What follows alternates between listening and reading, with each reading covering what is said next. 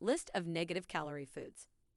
You will find a free list of negative calorie foods below, but first let's consider what this means.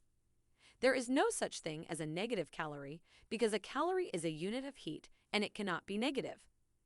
So when people talk about negative calorie foods, this just means a food whose calorie level is low enough that it takes more energy to eat and digest it than the food contains. For example, if you consider water to be a food, then cold water is certainly a negative calorie food. It contains no calories at all and the body has to expend energy to bring it up to blood temperature. So every time we drink a glass of cold water, we burn up a couple of calories and lose a little weight. But there are very few foods like this. Most foods that are on the list do not really use more calories than they add, or if they do, the effect is negligible, until you remember that at the same time, the body expends energy just to keep alive and breathing. Celery, for example, does not give us enough calories to cover both the energy that it takes to digest it, plus the energy that we expend even when we are doing nothing. So that is why people call it a negative calorie food. Negative calorie foods are most attractive to anorexics. A negative calorie diet would obviously result in starvation in the long term, and nutritional deficiencies can occur surprisingly quickly. The calories burnt usually come from muscle mass, and the result is debility and wasting. A more healthy way to use a negative calorie diet is as a form of fasting or detox. It is something you can do for 1 to 3 days right after the Christmas season or another time when you have been eating an over-rich diet. Provided you are otherwise healthy, it can be a great way to clean out the system. However, it is still best to take medical advice before attempting this. If you decide to use a negative calorie detox, keep the following points in mind. 1.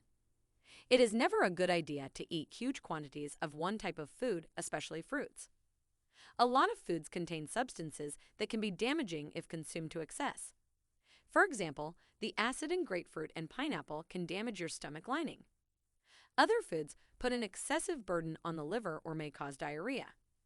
So try to use all the different foods in small quantities. 2. Do not spend all day eating. You will just become bloated and feel sick. If you are only doing this for a couple days, you should not feel too hungry.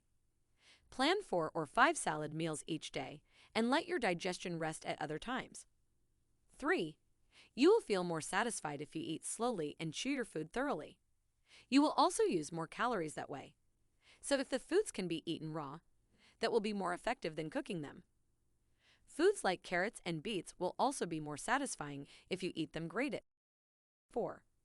Schedule time when you do not have any important commitments. As with fasting or any kind of detox, you may suffer some uncomfortable symptoms, including headaches, tiredness, depression, and irritability. If these become severe, stop the diet and see a doctor. 5. When you end the detox, plan a gradual return to normal eating.